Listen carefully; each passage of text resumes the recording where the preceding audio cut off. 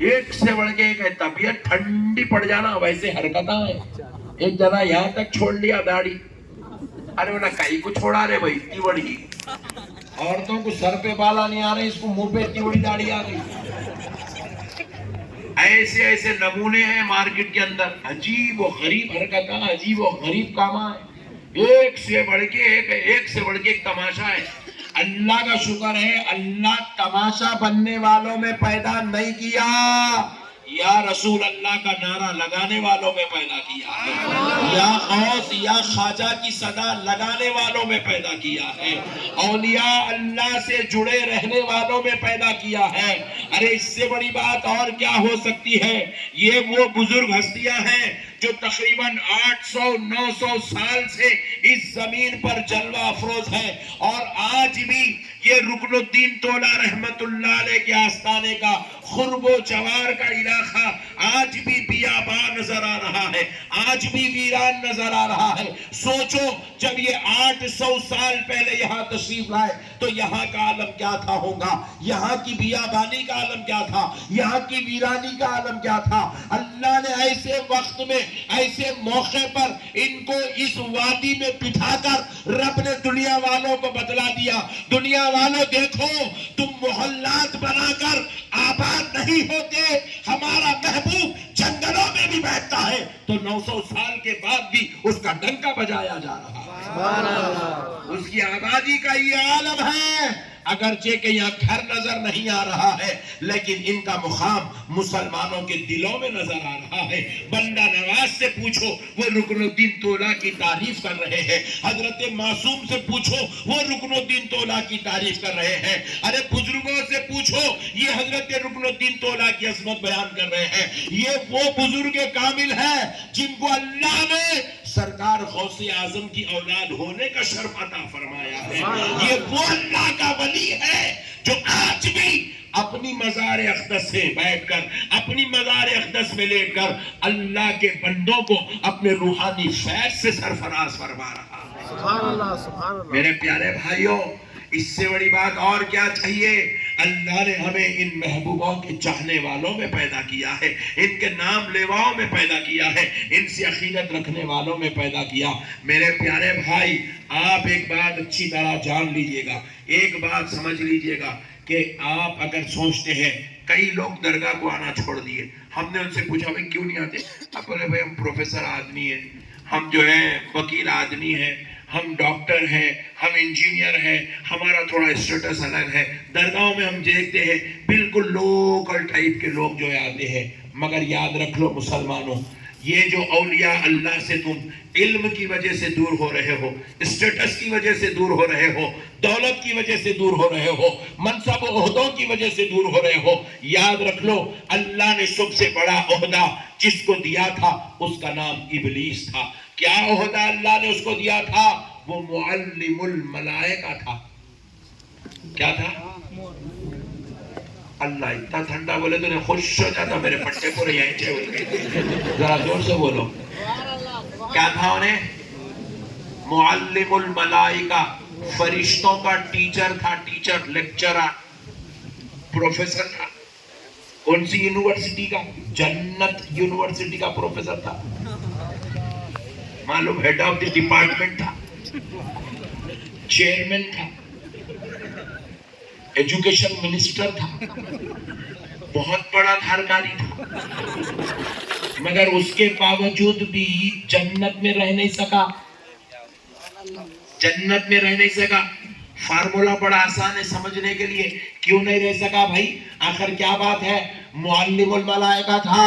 کون سی university? Gulbarga university میں نہیں پڑھاتا تھا, بندہ نواز یونیورسٹی کا ٹیچر نہیں تھا, جنت میں پڑھاتا تھا. اور کسی گناہگاروں کو یا گناہگاروں کے بچوں کو, مومنوں کو یا کافروں کو نہیں پڑھاتا تھا, فرشتوں کو پڑھاتا تھا, معصوموں کو پڑھاتا تھا. اللہ اکبر کبیرہ. اور آپ کے جیسی میری جیسی کرسیوں پہ ٹیکا لے کے نہیں بیٹھتا تھا, عرش الہی کو ٹیکا لگا کے بیٹھتا تھا. اللہ اکبر. اتنے بڑے منصب پہ, اتنے بڑے مقام و مرتبے پہ فائز تھا. لیکن اللہ نے کیا کیا؟ جب جنات کو پیدا کر دیا، فرشتوں کو پیدا کر دیا، تو رب نے چاہا اب محبوب کو پیدا کیا جائے، تو اللہ نے اپنے محبوب کو پیدا کیا. اس محبوب کا نام حضرت آدم علیہ السلام ہے. وہ اللہ کے پیارے بندے ہیں، وہ اللہ کے چہیتے بندے ہیں، وہ اللہ کے نیک بندے ہیں، وہ جن کو پیغمبر بنا کر دنیا میں بھیجا گیا. وہ حضرت آدم کو جب تخلیق عمل میں آئی، حضرت آدم جب تخلیق ہوئی، اللہ نے حکم دیا کہ میرے آدم کو سجدہ کر. کیا حکم دیا حضرت آدم کو؟ زور سے بولو، سجدہ. زور سے بولو، سجدہ کر. بولے تو وہ عبادت کا سجدہ نہیں تھا، تعظیم کا سجدہ تھا، احترام کا سجدہ تھا، محبت کا سجدہ تھا، پیار سے کرنے کے لیے حکم دیا گیا تھا. مگر شیطان کیا اکڑ گیا. کون اکڑا؟ علم والا اکڑا، منصب والا اکڑا، عہدے والا اکڑا، مرتبے والا اکڑا، شان والا اکڑ گیا، رتبے والا اکڑ گیا، معلم الملائکہ اکڑ گیا، جنت کا مکین اکڑ گیا. اللہ رب العزت کو جلال آیا. رب نے کیا کیا؟ فخرج فإنک رجیم کہا، نکل جا ہمارے دربار سے، ہم نے تجھے مردود کر دیا ہے. کیا کر دیا؟ مردود کر دیا. کیوں مردود کرا صاحب؟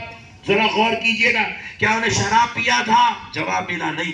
بیوی کو مارا تھا؟ جواب ملا نہیں. کیا ہمارے گلبرگہ والوں کے جیسے گٹکے کھاتا تھا، زردے کھاتا تھا، سگریٹا پھونکتا تھا؟ جواب ملا نہیں. ریپ کیا تھا؟ بولے نہیں. زنا کیا تھا؟ بولے نہیں. چوری کیا تھا؟ بولے نہیں. ماں باپ کی نافرمانی کیا تھا؟ بولے نہیں. پھر کیا کرا جس کی وجہ سے اللہ نے اسے مردود کر کے جنت سے نکال دیا؟ جواب ملا، اللہ کے محبوب کی بے ادبی کرا. کیا کرا؟ محبوب کی، ذرا زور سے بولو، محبوب کی بے ادبی کرا. اللہ تعالیٰ کو سب کچھ گوارا ہے مگر محبوبوں کی بے ادبی گوارا نہیں. محبوبوں کے ساتھ تعلق خراب کرنا رب کو گوارا نہیں ہے. محبوب کی بے ادبی ہوئی، رب نے جنت سے نکال دیا، جنت سے نکال دیا. اب جو اپنے عہدوں کو دیکھ کر، منصبوں کو دیکھ کر، مقامات کو دیکھ کر، عزتوں کو دیکھ کر، اسٹیٹس کو دیکھ کر جو اللہ والوں سے دور ہو رہے ہیں، ولیوں کے احترام سے دور بھاگ رہے ہیں، ولیوں کو اپنی طرح سمجھ رہے ہیں، یا ان کی بارگاہوں کو، مقدسات کو، جو ہے تقدس کو پامال کر رہے ہیں، تو کان کھول کے سن لو، وہ ابلیس ہو کر، معلم الملائکہ ہو کر، مکین جنت ہو کر، مقرب خدا ہو کر، وہ جنت میں سجدے کر کے اپنی آخرت کو بچا نہیں سکا. تم کوئی لیکچرر ہو کر، پروفیسر ہو کر، ایڈوکیٹ ہو کر، جج ہو کر، لیڈر ہو کر، اللہ کی قسم تم اپنی آخرت کو ہرگز نہیں بچا سکو گے، نہیں بچا سکو گے. بزرگوں سے تمہیں تعلق جوڑنا ہوگا، اولیاء اللہ سے تمہیں رابطہ رکھنا ہوگا. اورنگزیب جیسا بادشاہ جس کو اللہ نے پورے ہندوستان پر حکومت کا تاج عطا کیا تھا، ویسا بادشاہ ایک ایک ولی کی بارگاہ کی چوکھٹ کو چوم سکتا ہے تو تم کس کھیت کی مولی ہو؟ ٹیپو سلطان جیسا شہنشاہ جس کو اللہ نے اس دنیا کے اندر عزت و عظمت کا تاج پہنایا، وہ اولیاء اللہ کی بارگاہوں کی خاک چاٹ سکتا ہے. صلاح الدین ایوبی جیسا سپہ سالار پوری دنیا کے اندر اپنی شان و عظمت کے جھنڈے گاڑنے والی ذات اولیاء اللہ کی چوکھٹوں کی دھول چاٹ سکتی ہے. تمہاری ہماری کیا اوقات ہے جو ان بزرگوں کے بارگاہوں میں آنے سے ہم جو ہے اجتناب کرتے ہیں، یا ان سے جو ہے تعلقات کو کمزور کرتے ہیں، یا ان کی بارگاہوں سے بھاگنے کی کوشش کرتے ہیں. ارے قلی قطب شاہ جیسا شہنشاہ، اکبر جیسا شہنشاہ، ارے بڑے بڑے لوگوں کو دیکھ لو جتنے آج بڑے بڑوں کے نام زندہ ہیں. عادل شاہ کو دیکھ لو، جتنے بڑوں کے نام زندہ ہیں ان کو دیکھ لو، یہ کہاں جا کے سرفراز ہوتے تھے. تانا شاہ کو دیکھو، اس کی مزار کسی میخانے میں نہیں ہے، بندہ نواز کے بابا کے بارگاہ میں خدموں میں لیٹا ہوا نظر آ رہا ہے. जब इतने बड़े बड़े शहंशाहों को, बादशाहों को इन बारगाहों से फैज मिल रहा है, इनकी दुआओं से, इनके सदक़े में सरबुलंदी नसीब हो रही है, सरताजी नसीब हो रही है, सरों पे ताज इज्जत नसीब हो रहा है, तो फिर आप और हम कौन सी खेत की मूली है मेरे भाई? याद रखो मुसलमानों, हमने इस मुल्क पर 1000 साल हुकूमत की।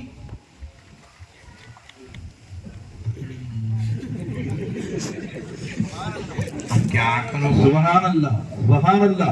हमारे भी हुकूमत करो और मौलाना ऐसी नहीं की हालत।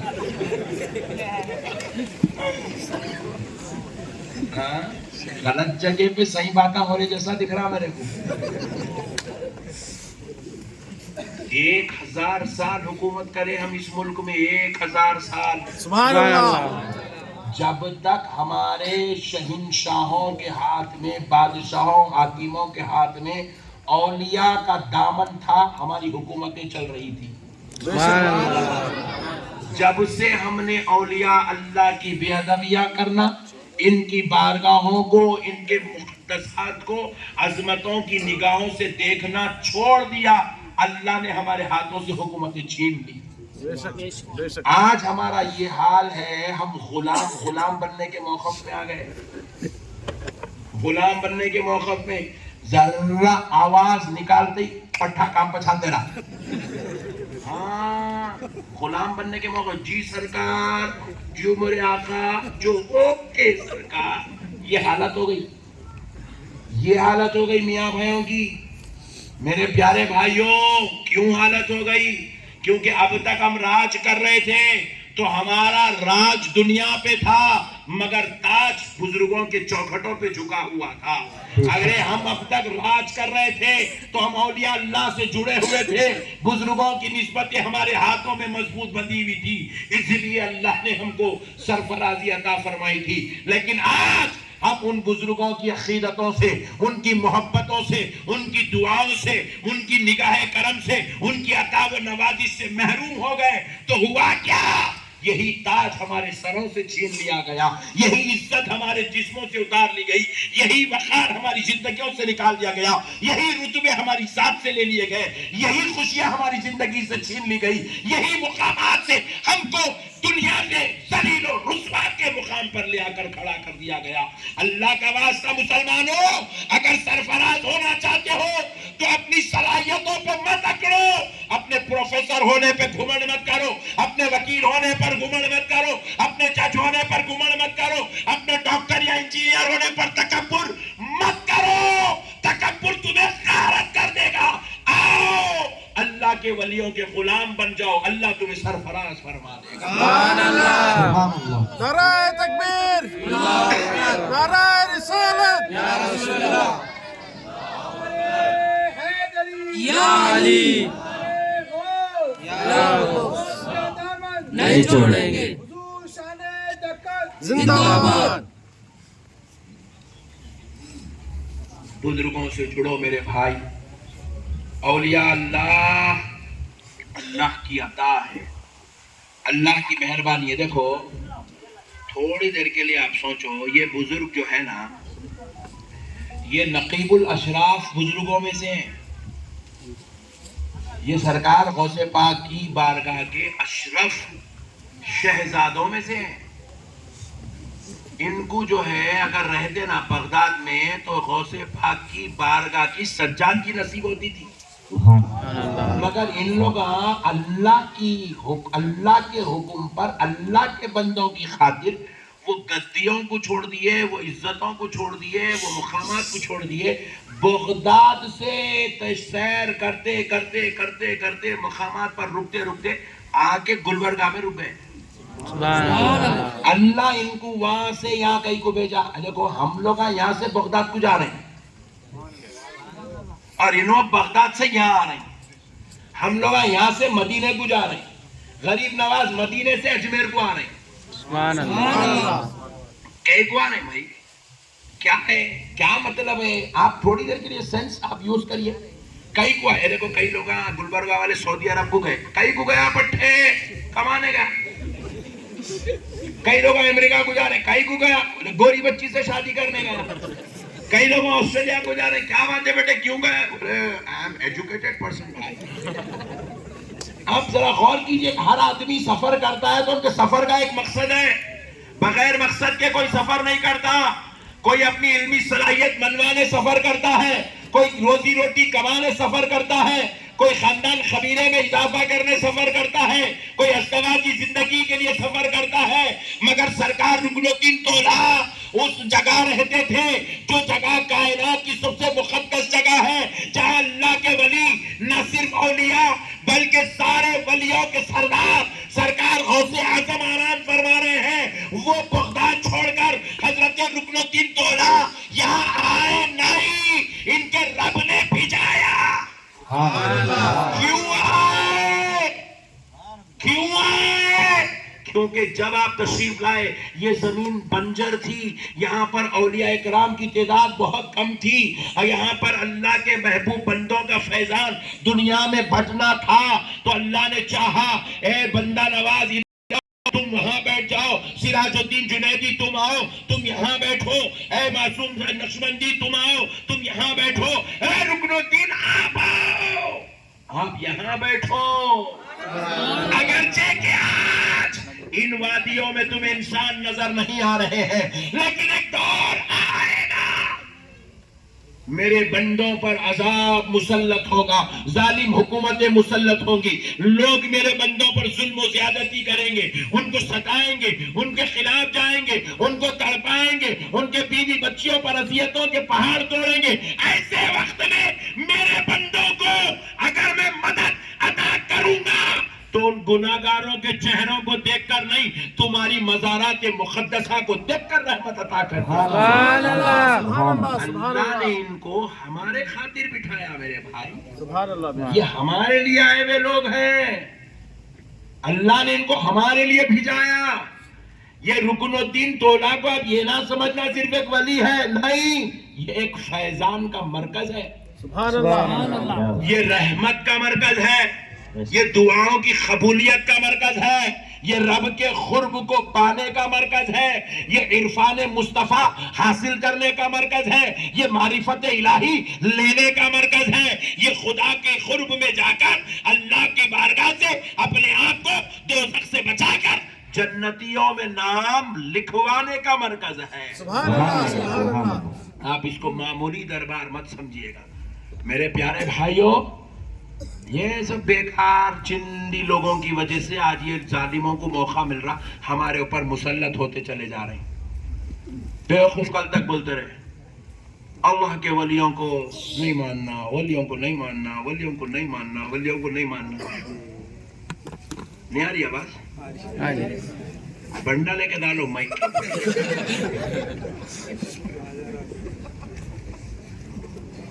مسئلے کو سمجھو، مسئلے کو سمجھو، ادھر دیکھو۔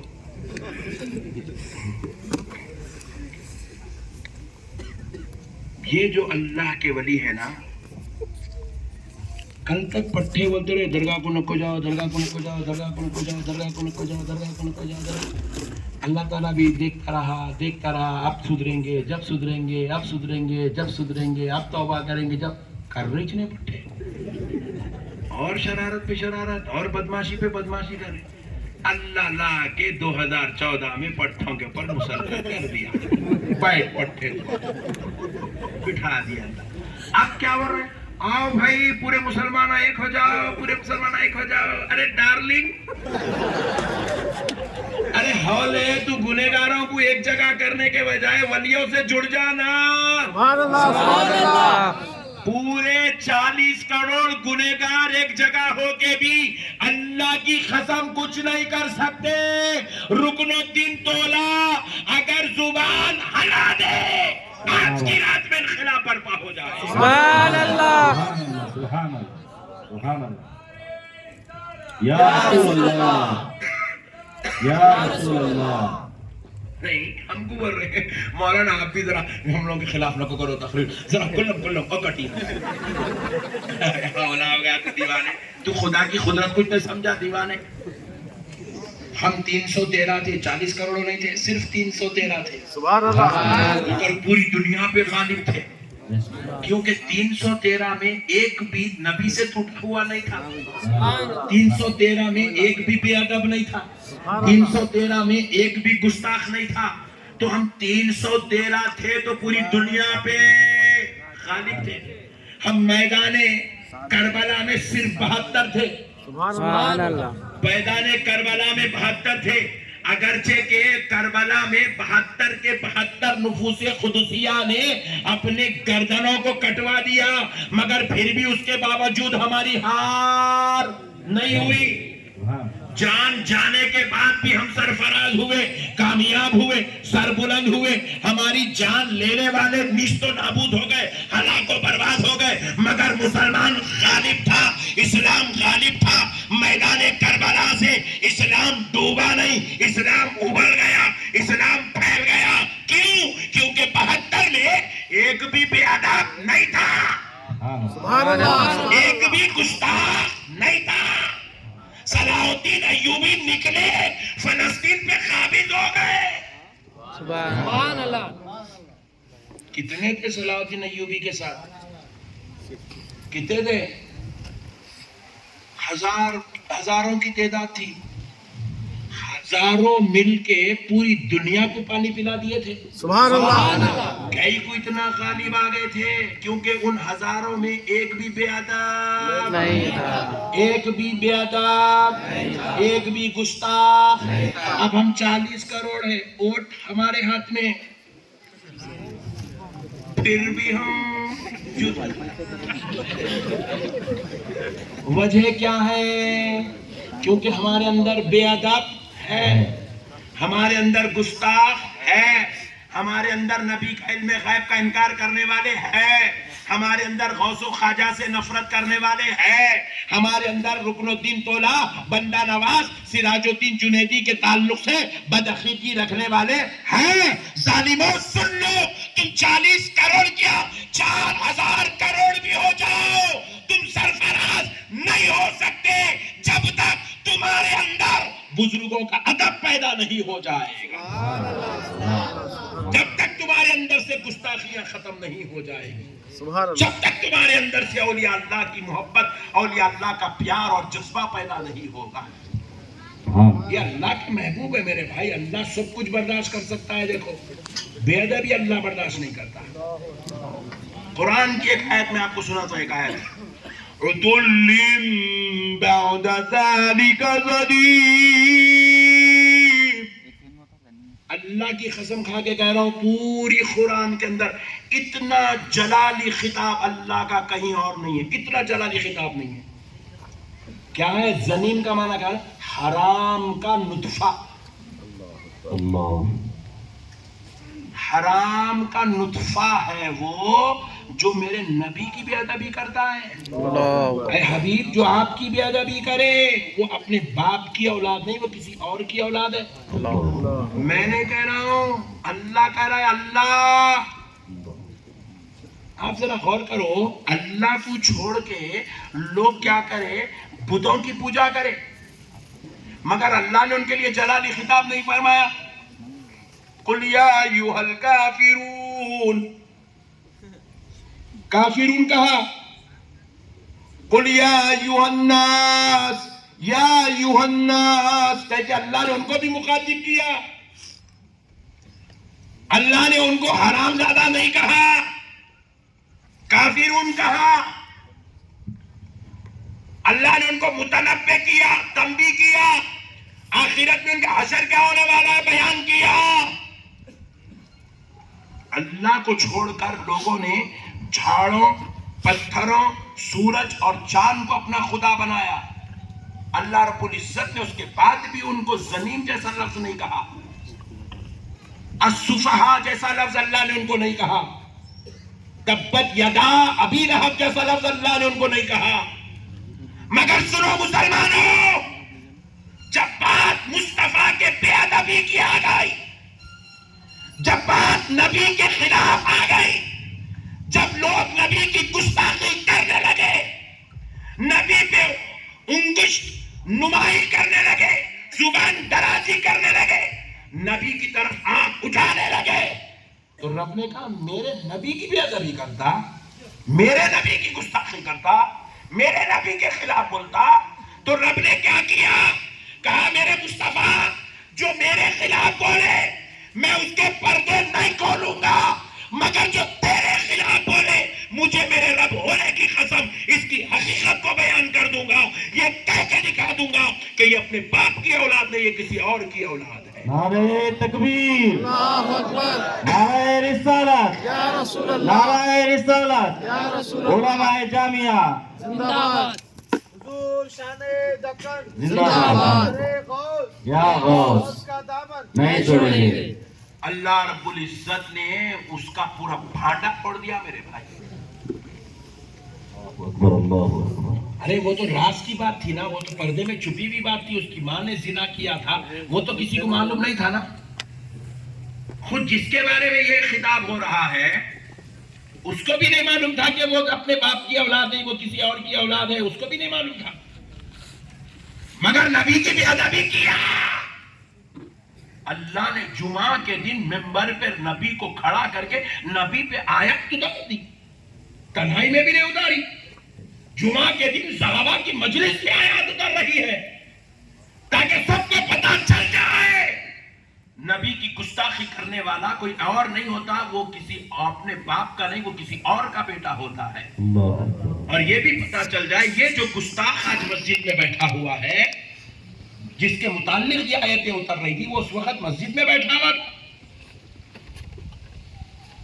ولید ابن مغیرہ مسجد میں بیٹھا ہوا تھا، جیسے ہی آیتیں اتری تلوار کھینچ دیا، تلوار کھینچ کے صحابہ اکرام نے سمجھا کہ شاید یہ رسول کی طرف آگے بڑھے گا، حضور خطبہ ارشاد فرما رہے ہیں، سوچے کہ شاید یہ حضور کی طرف آگے بڑھے گا، تلوار کھینچ دی، صحابہ اکرام نے بھی تلواریں نکال لی، کہا اگر حضور کی طرف ایک قدم بھی آگے بڑھا تو اس کی گردن کاٹ دیں گے، لیکن وہ حضور کی طرف نہیں بلکہ تلوار کھینچ کے مسجد کے باہر نکلا، نکلتے ہوئے اپنے گھر کی طرف گیا، جا کے دروازے پہ دستک دیا، اس کی ماں اس وقت گھر میں غسل کر رہی تھی، ماں سے دھاڑ دھاڑ کر کے دروازے کو دستک دینے لگا، ماں پریشان ہو گئی یہ کون آ گیا اس وقت؟ ماں نے پوچھا کون؟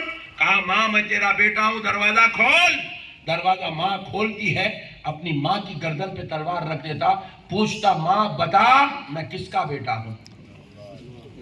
ولید ابن مغیرہ پوچھ رہا ماں بتا میں کس کا بیٹا ہوں، میں کس کا بیٹا ہوں؟